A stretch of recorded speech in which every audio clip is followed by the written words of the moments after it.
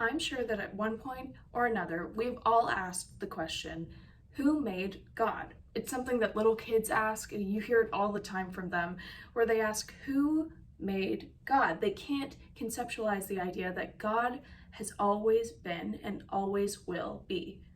Because something has to have always existed. And that something is not a thing at all, it's God. So today we are talking about self-existence, where God sustains himself. God always is and always has been. God's self-existence is a basic truth. In Psalm 90, verse 2, it says, "Before the mountains were born, or you brought forth the world, from everlasting to everlasting, you are God." So even before the earth was made, before the world was formed, before anything was anything, God was. He was.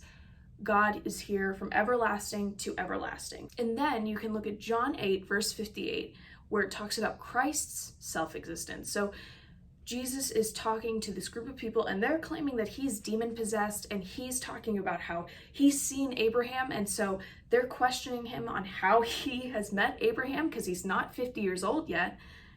And Jesus says this, "Very truly I tell you," Jesus answered, "before Abraham was born, I am." So not only is he claiming to be God in this moment, he is saying that he always was and always will be. So Christ's self-existence is also confirmed in this verse.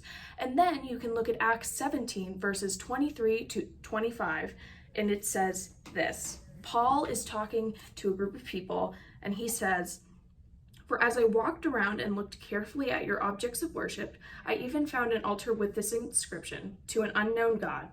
So you are ignorant of the very things you worship, and this is what I'm going to proclaim to you. The God who made the world and everything in it is the Lord of heaven and earth, and does not live in temples built by human hands, and he is not served by human hands as if he needed anything. Rather, he himself gives everyone life and breath and everything else."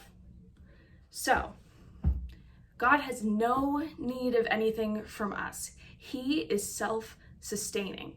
At the end of the day, we can't apply our finite existence to God's infinite existence. There's the word aseity, meaning that he, God, has life in himself and draws his unending energy from himself. So he is self-sustaining, self-existing. We need God to exist, but God doesn't need us to exist.